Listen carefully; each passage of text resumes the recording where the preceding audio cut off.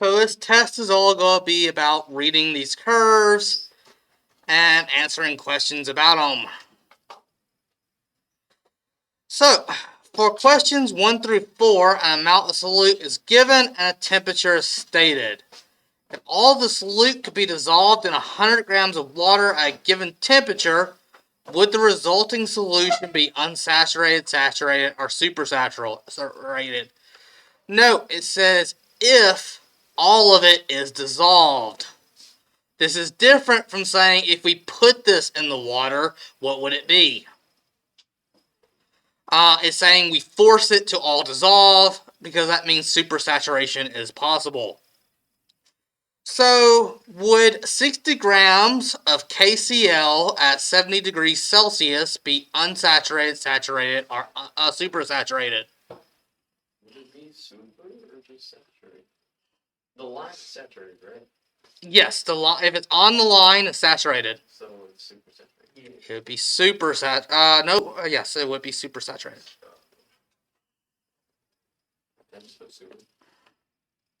I'll write it out. So we see at 70 degrees, it can hold about 48 grams. But we're putting 60 grams into it, so if it's above the line, it's supersaturated. What about 10 grams of KClO3 at 60 degrees Celsius? Unsaturated. So we see here is this is potassium chlorate. At 60 degrees Celsius, we can store as much as 25 grams in water. We can dissolve 25 grams, but we're only putting 10 grams in, so it's unsaturated. We can still dissolve more. So I'm going to write out beside the solubility. So at 70 degrees, KCl is about 48 grams per 100 milliliters. For this one, it is at 60 degrees. It's about 25 grams per 100 milliliters. And putting 10 grams when it can still have 25 grams is obviously less. And this is obviously more. So it's supersaturated. What about 80 grams of sodium nitrate at 10 degrees Celsius? What would it be? So sodium nitrate right here at 10 degrees, it can store 80 grams at most per 100 milliliters of water or 100 grams of water. Since it's on the line, it is saturated. So everyone see, it's right here on the line, it's saturated. Is everyone getting this? So if it's below the line, it's unsaturated. If it's on the line, it's saturated. And if it's above the line, supersaturated. But I can't stress this enough. You have to make sure it says if it's fully dissolving all of it. What if we just dumped 60 grams of KCl at 70 degrees Celsius in water? Well, it can only dissolve 48 grams. So 48 grams will dissolve, making it saturated, while 12 grams would sink to the bottom. Unless we do something special, we can't get that extra 12 grams to dissolve. But the problem says, what would it be if we force it to all dissolve? So number 40, KaCl2, so calcium chloride. 20 degrees. So we look here at 20 degrees. We go up to calcium chloride right here. And we can see that it can do about 75, let's see, at 20 degrees. Yeah, about 75 grams per 100 grams of water. If we put 70 grams into it, what would it be? Unsaturated. Unsaturated. How many more grams can we still dissolve? 5. The limit is 75. We put 70. We can still put more in it.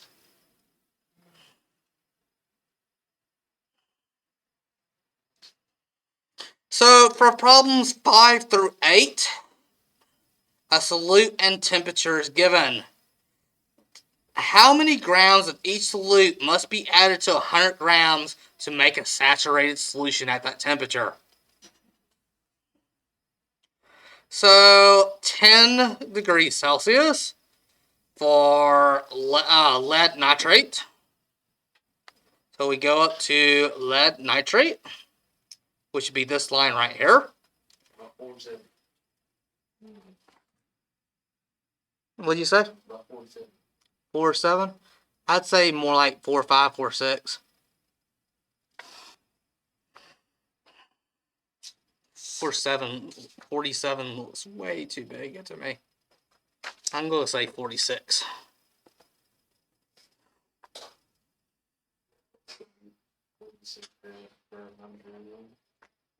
Per 100 gram water.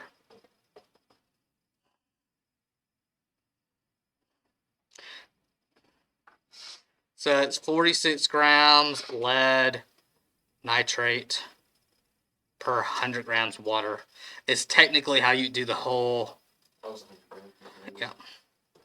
Or 100 milliliters. It doesn't matter which, because for water, 100 grams is 100 milliliters. Because the density is 1.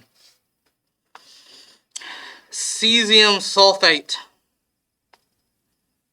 at 50 degrees.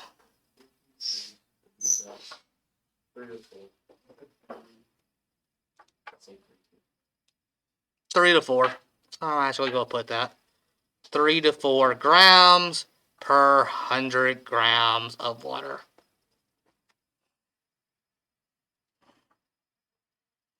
And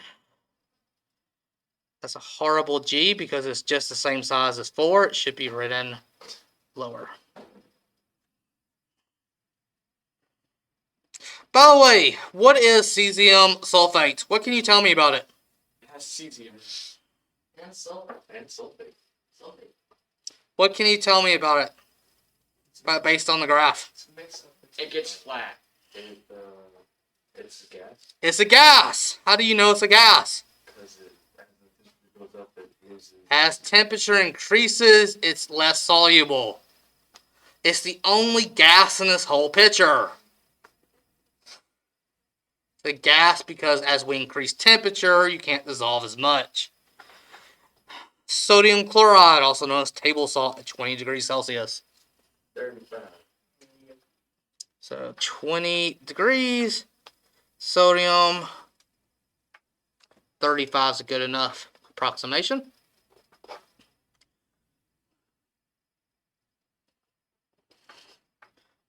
By the way, when you're writing, technically this problem right here, I've been doing this wrong. I've been writing the solubility. What does the question say? How many grams? So the 100 grams. So this is how you write solubility. But it's asking for the unit of grams. Make sure you read the question carefully. If it asks what is the solubility, you need to put per 100 grams H2O. But if it's asking how many grams are needed per 100 grams of water, then it already has the per 100 grams in the problem. So, potassium chromate. That looks weird. Let's see, what's the name of that chemical?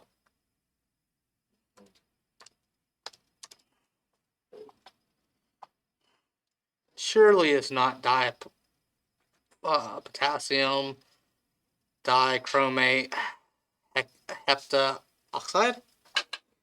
Okay, it's potassium dichromate. It's just written weird.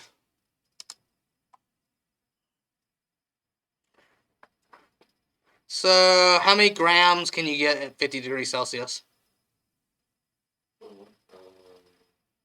8. So, 50 degrees? 30 degrees. 30 grams. So you can put 30 grams of the stuff at 50 degrees Celsius water.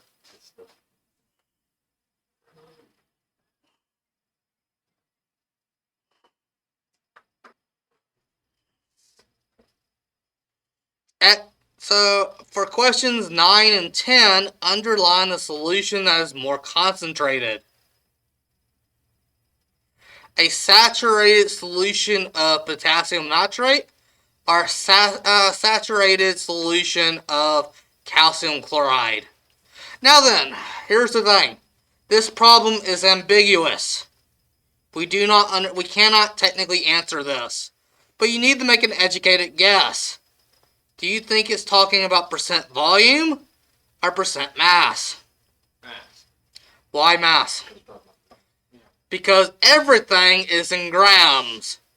So this problem is technically ambiguous, but you can infer, make an educated guess that it's percent by mass. So at 10 degrees Celsius, what would be the concentration of a saturated solution of potassium nitrate?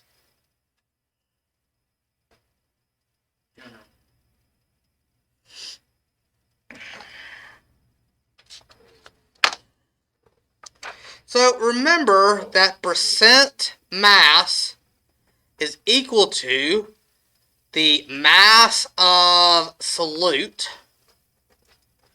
divided by total mass. So what would our mass of the solute be for a saturated solution at potassium nitrate at 10 degrees?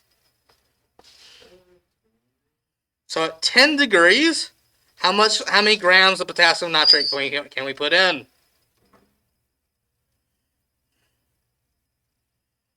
$20. So here's the graph. 10 degrees. We can put in exactly 20 grams. And what would be the total mass of our container? So we have 100 grams of water, and we're putting into it 20 grams of KNO3. So what is our total mass? 120 grams.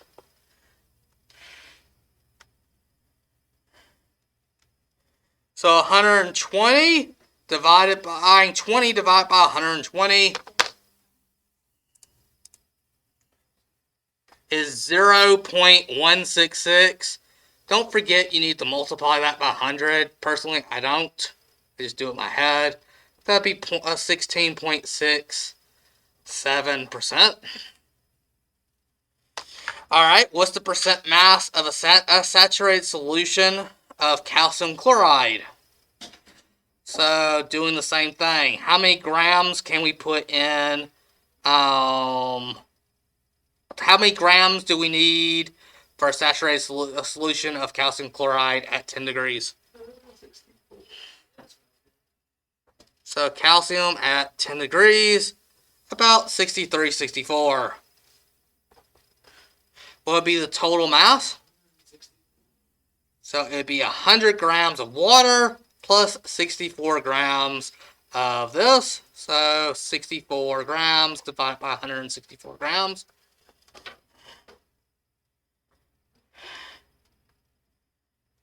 Which would be equal to 39.0244%. So which one is more concentrated? Calcium chloride or potassium nitrate? Calcium chloride is more concentrated. We were able to put more of it in the water.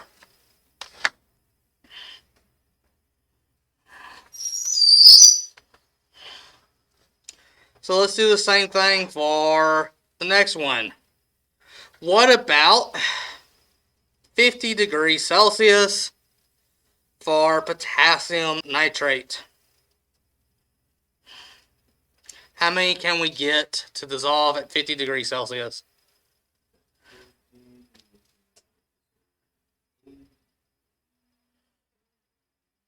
88. So we can put 88 grams of potassium nitrate and 100 grams of water, making the total be 188. So we have 88 grams per 188 grams. Or concentration would be 46.8%.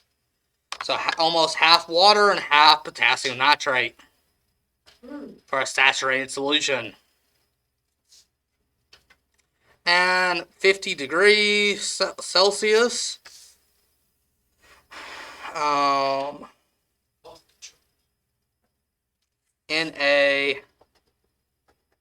NaNO3.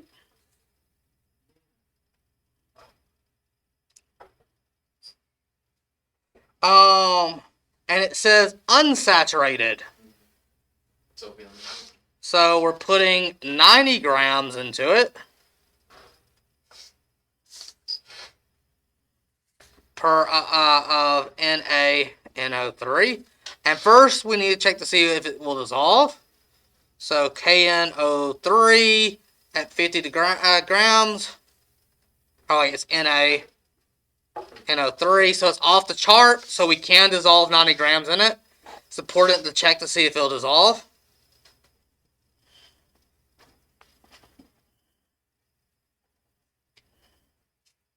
Which gives us 90 grams over 190 grams. Which is 47.368%. So which is more concentrated?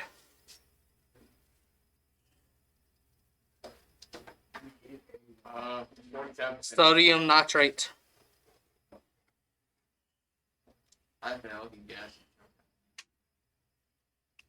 If you haven't learned already, NO3 ion is called a nitrate. Do not confuse it with NO2 ion, which is nitrite. Nitrite, what's the difference? Two different chemicals. One oxygen. One has 3 oxygens, one has 2 oxygens.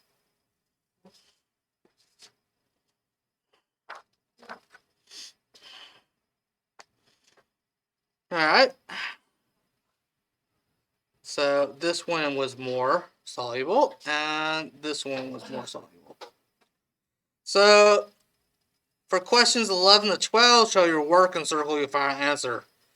If 115 grams of potassium nitrate are added to 100 grams of water at 35 degrees Celsius, how many grams do not dissolve? So what is the most we can get to dissolve? 100. So we're doing 35 degrees Celsius. So it's KNO3 at 35. Its solubility at 35 is about 52. When y'all say, or would you say something different? At 35? Yes. 35 degrees Celsius, KNO3 was the solubility.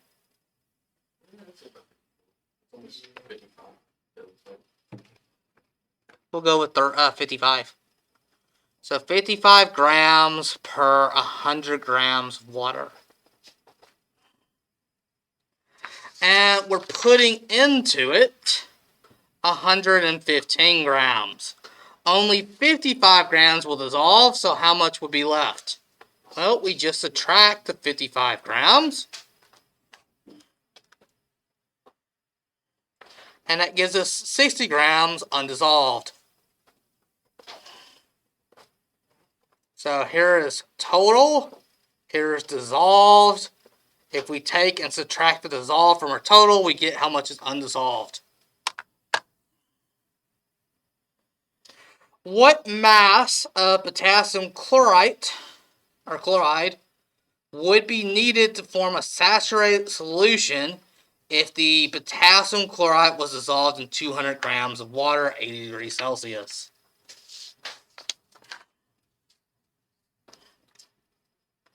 So what is the solubility of potassium chloride at 80 degrees Celsius?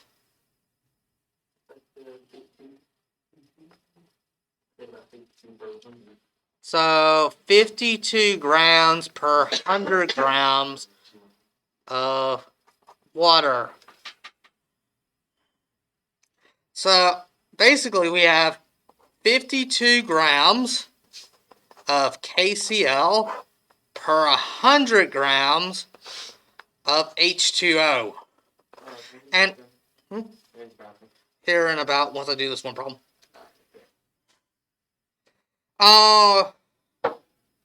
It's asking how many grams can we put in at 200 grams of water. So so if it's 52 grams per 100 grams, how many grams can go? So at most, to make a saturated solution, you can put at most 52 grams in 100 grams of water. How many can you put in 200 grams of water? 104. How'd you do that? Multiplying by 1. Why? Does everyone know how I multiplied by 1? So let me illustrate why you have to multiply by 1. When you multiply by 1, does your number or value change? No. So you are able to always multiply by 1. Adding by 0 is also allowed. So what is a good 1? What's a good value of 1 can we multiply? 1. How can we rewrite 1 into something else, a better form?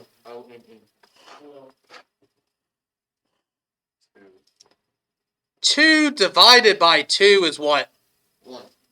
So this is just 1. And we're able to always multiply by 1. So what is 2 times 52? 104. What is 2 times 100? 200. So if I multiply this by 1, 2 divided by 2, I don't change my answer. My answer stays the same. So here I see that 104 grams of potassium chloride can dissolve in 200 grams for it to be saturated. So your answer is 104 grams.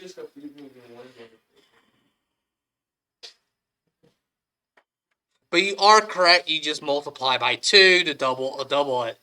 But if you're being rigorous in your mathematics, you can't just randomly decide to multiply by 2 because it changes your number. You have to do something that keeps it constant, i.e. multiply by 1, or 2 divided by 2. What does rigorous mean? What? Rigorous. You're mumbling. The word you just said. Long word you Rigorous. It means to be thorough, accurate, without making mistake, without loss of detail.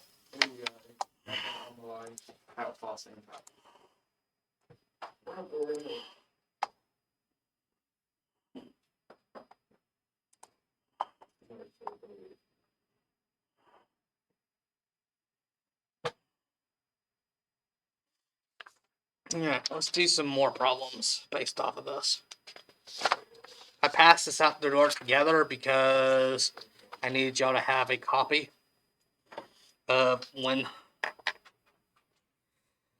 So, how many grams 20.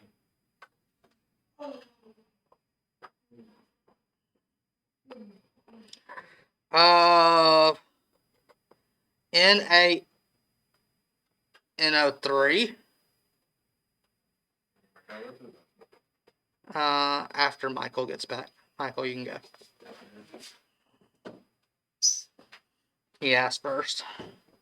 How many grams of sodium nitrate can dissolve in 20 grams of water?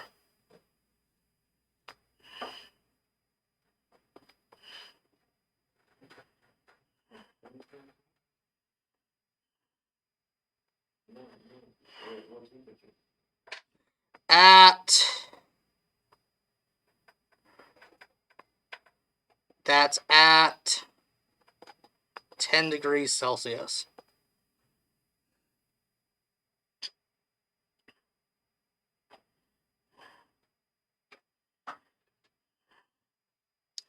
All right, so let's first figure out for 100 grams of water. So how many grams can do it at 100 grams of water? Boy, do you want us to be able to see this? Oh, yeah, sorry. So how many grams of sodium nitrate can dissolve in 20 grams of water that's at 10 degrees Celsius? So how many can dissolve in 100 grams of water? 20. So let's do another question first. First, how many grams can dissolve in 100 grams of water? 100. At 10 degrees Celsius. It's not 100. 80. So this table is always defined for 100 grams H2O. Always defined for 100 grams. So we go to 10 degrees, we go to NaNO3, and we see that it's 80 grams NaNO3 per 100 grams of water. And we're trying to go to per 20 grams H2O. What can I multiply by 100 to get 20 grams? Not 4. So what is 20 divided by 100? 4. Not about 4. 1/5. No, I was right. 25 divided by 100 is a fourth. So I need to multiply again by 1. So 1/5 divided by 1/5. Well, 1/5 times 100 is 20. 1/5 times 80 would be what? 1/5 times 80 is the same thing as dividing by 5. 16 grams.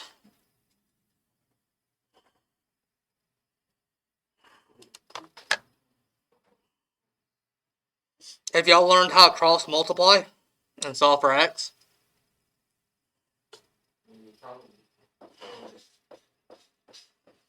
You could have done it another way like that. So we have 80 grams, and that's probably the way I recommend. We have 80 grams NO3 per 100 grams H2O is equal to X divided by 20 grams H2O. We can cross multiply. So that's 80 grams times 20 grams here. Multiplying it that way. It's equal to 100 grams times X. Then what would you do? Divide by 100. So this is being multiplied here, so we divide. That's 80 times 20. Divide by 100 is equal to X. So that would be 16 grams is equal to X.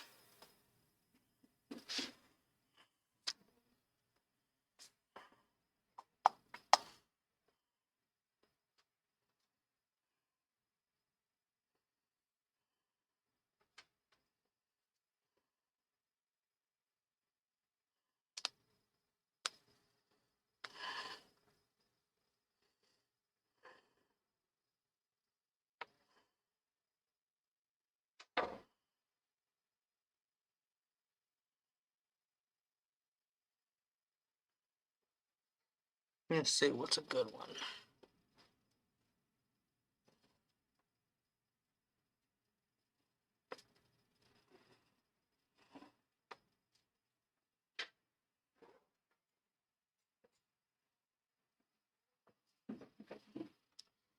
"20 grams of salt is added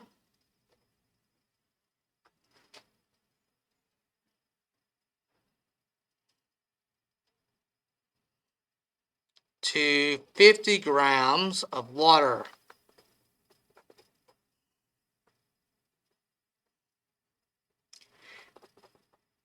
Is it unsaturated, saturated,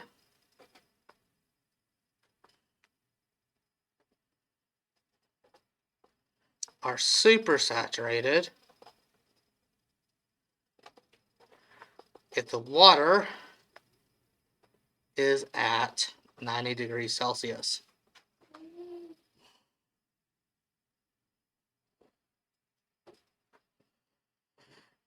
So what is the solubility of salt at 90 degrees Celsius? So the solubility of salt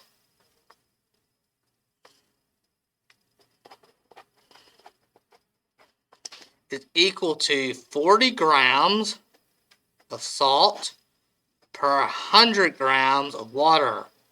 Do we have 100 grams of water? We have 50. So how do you get, so what would it be at 50? Where's your mask? I eat it.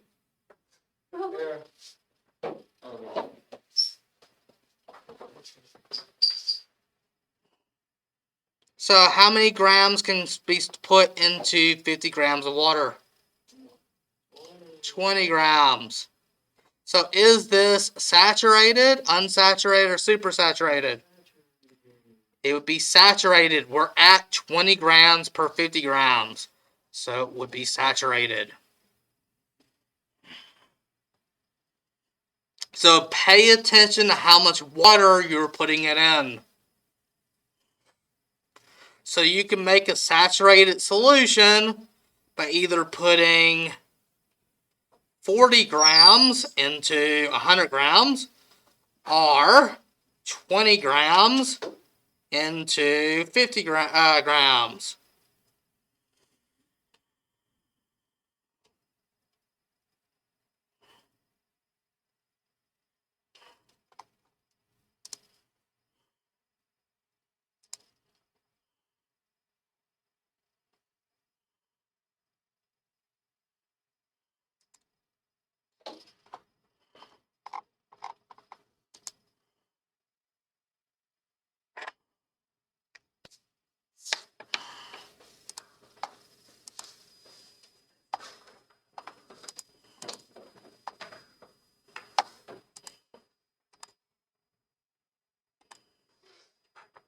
We've already done solutions, but there's something I wanted from this PowerPoint. So a solution is a homogeneous mixture. It looks the same throughout. The solute is what is the substance being dissolved.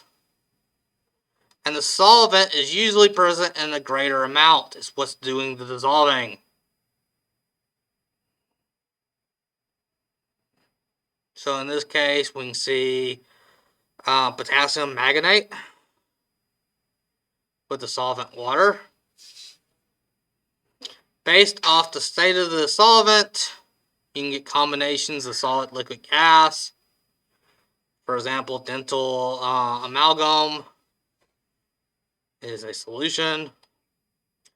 We're not going to worry about solvation.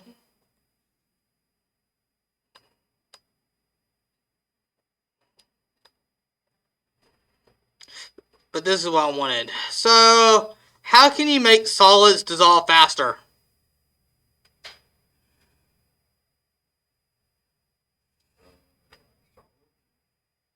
By what?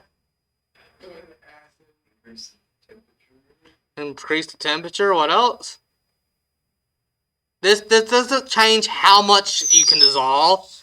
It's increasing how fast it dissolves. And keep your mask on. You can stir it. Like sugar is solid when you put it in. Just be Like a cylinder. Like a spoon in a cylinder. So if you put a cylinder in, would that be slower than little tiny particles of sugar? Would a cube dissolve faster than crushed cube? So if you decrease the particle size, it dissolves faster. If you put a cube inside of your liquid. So if you buy sugar cubes, it actually dissolves more slowly. Also, does anyone get the big grains of sugar or the finely powdered sugar? Powdered sugar. If you get like powdered or very fine grained, it almost dissolves instantly. Oh, you put the powder on like cakes. That's actually the reason why you use powdered sugar for cakes, is because the real sugar is too big to fully dissolve in the cake. Really?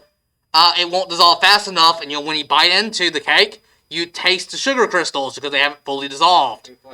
And in order to make the sugar sweetness the same throughout the cake, you need a way to make it quickly dissolve in the cake batter. And so you decrease the size of the sugar particles to as small as possible. And the other way is temperature. So to increase the rate at which something will dissolve in your coffee, like getting sugar to dissolve in your coffee faster, get a small amount of. Don't let it cake up. Like if it's been caked up inside of it, break it apart first before you put it in. Make sure you have hot coffee and don't try putting it in the cold coffee. And stir it while it's dissolving. What about gases? They keep it soluble. So if I put some gas in this Coke and start shaking it up, would that make it speed up? No. What about stirring it? No, because the gas is sitting on it. Exactly. If you cannot shake it or stir it. So if you want gases to dissolve faster, it needs to be sitting still. What else can we do?